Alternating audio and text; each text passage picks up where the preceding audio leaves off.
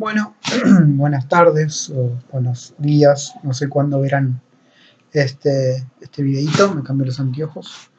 Eh, bueno, eh, Mi intención es que tengan aunque sea una pequeña explicación sobre el primer tema del año, que son las reformas borbónicas. Ténganme un poquito de paciencia porque todo esto para mí es un poco nuevo. Ustedes van a recibir conjuntamente con esta explicación y el link para que puedan ver este pequeño video, un texto que es alrededor de 7 páginas, pero ustedes van a tener que utilizar, ahora en el mensaje que les voy a mandar, van a ver que ustedes van a tener que utilizar solamente una parte de ese texto, y el tema son las reformas borbónicas. ¿Okay? Seguramente vamos a verlo en dos clases distintas, una primera parte para poder diferenciar y determinar qué son las reformas borbónicas en particular, y una segunda clase específicamente sobre la creación del Virreinato del Río de la Plata, que es lo que a nosotros más nos interesa como tema, y que la creación del Virreinato del Río de la Plata es una de las reformas borbónicas. Primero, ¿quiénes eran los Borbones? Los Borbones es una casa, la Casa de Borbón, que se hace cargo de la corona española a principios del siglo XVIII hacia los 1700, digamos, luego de una guerra de sucesión entre la vieja dinastía de los Habsburgos, que tenían el control de la monarquía española, y que luego, por un problema de sucesión, esto deviene en una guerra, que es la guerra de sucesión, donde intervienen diferentes potencias europeas y terminan con los Borbones haciéndose cargo de la corona, digamos, ¿no? Ahora, cuando los Borbones asumen el poder político, y bueno, no solo político, pero el poder en general de la corona española, se da este ascenso de los Borbones a la corona española, se da en un contexto de competencia entre diferentes potencias europeas, y ese contexto al mismo tiempo demuestra poco a poco la decadencia de la corona española, del imperio español, que había sabido ser la primera potencia mundial, digamos, ¿no? Pero para el siglo XVIII, claramente, esta competencia con otras potencias en ascenso, principalmente Inglaterra y en segundo término Francia, mostraban a la corona española muy debilitada, y debido a esto y a partir de la influencia de las ideas de la Ilustración y del Iluminismo, que es un tema que vamos a ver un poquito más adelante, la propia corona española inicia un proceso de reformas, de transformaciones de diferentes cuestiones del ejercicio del poder político, económico, eclesiástico, militar, administrativo. Bueno, todas estas reformas que van a llevar adelante los Borbones van a tener como objetivo central el mejor control administrativo y militar de la América Española, Filipinas también, digamos, de otros espacios que controlaba la corona española, pero a nosotros nos interesa la América Española, que va de México hasta la Argentina, actuales, y que va a tener, digamos, como objetivo este control, por un lado, competir con las otras potencias en ascenso, buscando evitar que exista una posible invasión militar por parte de ingleses y o franceses, y por otro lado, al mismo tiempo, un mejor control de las colonias, iban a permitir una canalización de riquezas de una manera más eficiente, digamos, ¿no?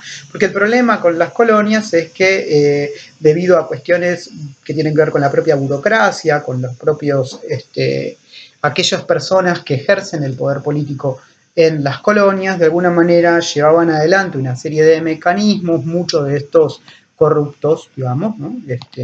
Que generaban que muchas de las riquezas americanas nunca llegasen a manos de la corona española, ¿sí? Entonces lo que está buscando España es mejor control militar y político para lograr que mayor cantidad de riquezas lleguen a España, y de esta manera España tenga la riqueza necesaria para poder competir en pie de igualdad con las potencias en ascenso, en un momento en donde, insisto, España está en decadencia y Inglaterra, principalmente Inglaterra y Francia también están en ascenso, digamos, ¿no?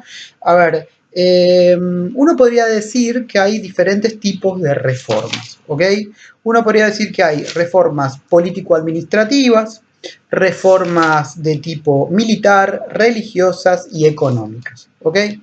Las reformas políticas o administrativas se tienen que ver fundamentalmente con una división del territorio más eficiente, ¿sí? Ustedes saben, ya por los trabajos que ustedes me mandaron anteriormente, que la mayor parte de ustedes lo describieron de una manera correcta, y es que América, hasta las reformas borbónicas, estaban divididas básicamente en dos virreinatos. El virreinato de Nueva España y el virreinato del Perú, con capital en Lima una, la del Perú, y con capital en la Ciudad de México, la de Nueva España, ¿sí? Entonces, estas dos grandes divisiones administrativas generaban cierta dificultad para centralizar el poder, que es el objetivo central que tiene la corona española. Entonces, lo que se hace es básicamente crear nuevas divisiones administrativas y esto se logra a partir de 1739 con la creación del Virreinato de Nueva Granada, lo que hoy sería básicamente Colombia, algo de Ecuador y Venezuela, pero básicamente Colombia. Y en 1776, la que a nosotros más nos interesa, que es la creación del Virreinato del Río de la Plata, que es el momento en el cual los territorios que hoy serían la República Argentina, Bolivia, Uruguay y Paraguay, inclusive una partecita del sur de Perú, se le quita a Lima, que era la capital administrativa de todo este territorio, y se crea un nuevo virreinato con capital en la ciudad de Buenos Aires, generando una serie de transformaciones muy, muy importantes que vamos a ver posteriormente. A su vez, cada uno de los virreinatos van a ser divididos internamente en intendencias. Por lo tanto, ahí tenemos dos tipos de divisiones. Nuevos virreinatos y adentro de cada uno de estos virreinatos, los viejos y los nuevos, intendencias, digamos, ¿no? Por otro lado, se va a buscar dos cuestiones hacia el interior, digamos, de la administración de estos virreinatos. Sepan disculpar si me muevo un poco.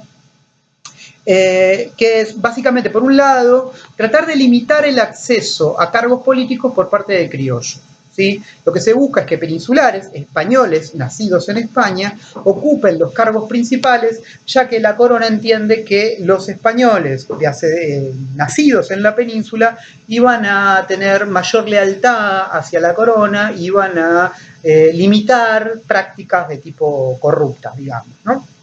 Entonces, por un lado esto, lo cual va a generar una serie de dificultades con los criollos, ya que muchos criollos van a verse obstaculizados en el ascenso del poder político, y esto es algo que vamos a ir viendo más adelante, pero la cuestión es que se empieza a cerrar el ascenso de criollos a la burocracia y al mismo tiempo se hace muy notoria la distinción entre españoles peninsulares y criollos. Por otro lado, también se suprime la venta de cargos públicos, por ejemplo, los miembros del cabildo. Hasta este momento, los cargos públicos podían ser comprables. Un criollo, por ejemplo, con dinero, un criollo adinerado, rico, podía comprar un cargo en el cabildo y luego desde el cabildo tratar de legislar, generar leyes favorables a sus propios intereses, a sus propios negocios. Entonces la corona lo que quiere evitar es que la gente ocupe cargos administrativos a favor solamente de sus intereses individuales y no a favor de los intereses colectivos, que en realidad son los intereses de la corona, digamos, ¿no? Y por otro lado, lo que se va a tratar de hacer es, digamos, profesionalizar esa burocracia, generando mejores salarios, ya que, como les dije anteriormente, era muy común la corrupción. Eso es lo que corresponde a las reformas administrativas, ¿ok? Las reformas militares son bastante más simples. Lo que se está buscando básicamente es generar tropas profesionales que estén acantonadas en América para tratar de evitar una posible invasión inglesa y o francesa. Y digamos, porque hasta ese momento la mayor parte de las tropas en cada uno de los lugares son milicias, que en realidad son ciudadanos, entre comillas, vecinos de los lugares, que tienen un adiestramiento militar, pero no son militares, un adiestramiento militar, pero no son militares profesionales y por lo tanto carecen de cierta eficiencia para las cuestiones militares, digamos, ¿no? Se envían más tropas, se envían flotas de barcos militares y se crean, y esto tiene que ver con las reformas administrativas anteriores, se crean capitanías, por ejemplo, la Capitanía de Cuba, la Capitanía de Venezuela, la Capitanía de Chile, que básicamente son una especie de provincias que están gobernadas por generales militares y tienen por objetivo el acantonamiento de tropas para la defensa de la corona del territorio colonial. Digamos, ¿no? Entonces, tenemos los virreinatos por un lado y las capitanías por otro lado. Por otro lado, también tenemos las reformas religiosas. Las reformas religiosas, en realidad, casi que podemos distinguirlas a partir de una en especial, que tiene que ver básicamente con la expulsión de los jesuitas que se da en 1767. ¿Quiénes eran los jesuitas? Bueno, los jesuitas es una orden religiosa, es la orden del Sagrado Corazón de Jesús, de ahí vienen los jesuitas, que es como digamos, un grupo dentro de la iglesia que tiene ciertos privilegios, son bastante autónomos del resto de la iglesia y fundamentalmente son autónomos de lo que se denominaría poderes temporales, poderes no religiosos, los gobiernos, el rey, los virreyes, que son, digamos, los virreyes son los que están a cargo de cada virreinato, el representante del rey a cargo de cada virreinato, tienen mucha autonomía. Tanta autonomía que se suele decir que las órdenes jesuitas tenían territorios que eran casi estados dentro del estado, ¿no? Esta autonomía por parte de los jesuitas y además una serie de ideas que los jesuitas, que son grandes intelectuales, hacen circular, por ejemplo, la idea del regicidio, que sería algo así como que el pueblo tiene derecho a matar a un rey que es un tirano y que tiene comportamientos injustos. Bueno, todos estos elementos llevan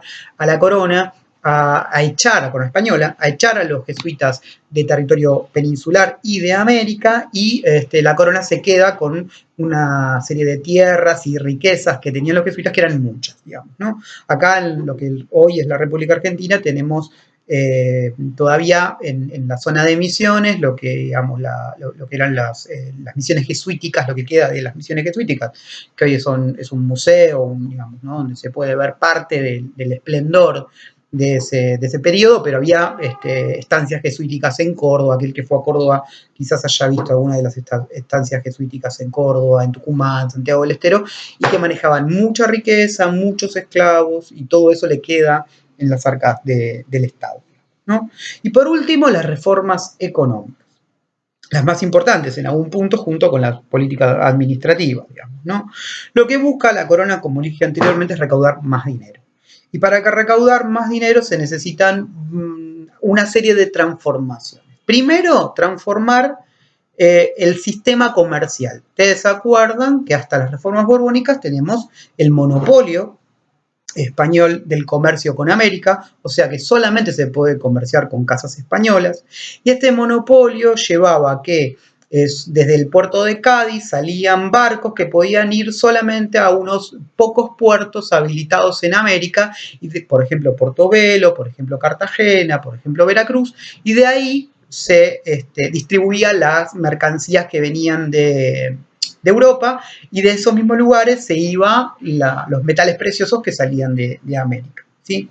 Ahora, lo que se hace es establecer una suerte se habla de libre mercado, digamos, ¿no? Que en realidad esa idea del Estatuto del Libre Comercio no es liberar el comercio para que los españoles y los americanos comercien con quien quiera, sino que en realidad es una apertura de otros puertos, Buenos Aires, por ejemplo, dándole estatus de legalidad, y por lo tanto el comercio ya no queda restringido solo a 2 o 3 puntos, sino que se permite el comercio desde diferentes puertos americanos, pero siempre manteniendo el control del monopolio español. Solo se puede comerciar con la corona española, ¿ok? Por otro lado, también dentro de las reformas económicas se van a crear una serie de impuestos internos a la circulación de mercancías internamente, como la alcabala, por ejemplo, y se van a crear aduanas internas. Esto va a generar una serie de dificultades muy grandes, digamos, ¿no? Quizás el año pasado hayan visto la rebelión de Tupac Amaru, que es una de las grandes rebeliones indígenas del siglo XVIII, hacia fines del siglo XVIII americano, en lo que sería actualmente Perú. Y esa rebelión se da fundamentalmente justamente porque muchos de estos indígenas, que eran trajinantes, que en realidad llevaban y traían mercancías, ganado, tenían que empezar a pagar impuestos cada vez que pasaban de una circunscripción a otra, de una provincia a otra dentro de la propia intendencia y del propio virreinato. Entonces esto generaba una serie de conflictos muy grandes. Pero, digamos, esos eran mecanismos mediante los cuales la corona intentaba controlar, a recaudar más dinero. Y por último, intenta también fomentar algunas producciones agropecuarias, economías de plantación, azúcar, tabaco, ganadería en algunos lugares. Intenta fomentar esto para generar más riqueza. Lo cierto es que las reformas borbónicas en general se las suele definir como unas reformas que no fueron muy eficientes y que no generaron aquello que los españoles realmente buscaban, que era un sistema más eficiente. Al mismo tiempo uno tendría que decir que esas reformas borbónicas, que si bien se empiezan a dar hacia mediados, un poquito antes inclusive, del siglo XVIII, recién, digamos, van a ser cortadas cuando se inicie el proceso de disolución del poder español a partir de las guerras napoleónicas. O sea, que en realidad, para fines del siglo XVIII, primeros años del siglo XIX, España estaba en una situación muy negativa, estaba en guerra constante y tenía muchísimas dificultades para controlar el territorio americano. Por lo tanto, en realidad, esas reformas borbónicas no antes, y luego vienen las independencias, digamos, ¿no? Después de 1810, las guerras de independencia. Por lo tanto, en realidad, esas reformas borbónicas no tuvieron el tiempo suficiente como para saber cuáles hubieran sido las consecuencias reales de esas políticas. ¿Sí? Así que bueno, hasta acá las reformas borbónicas y este videito lo van a poder ver y les mando a través de la plataforma las directivas para el próximo trabajo. Este es el trabajo para los 2 terceros años. Saludos y cuídense.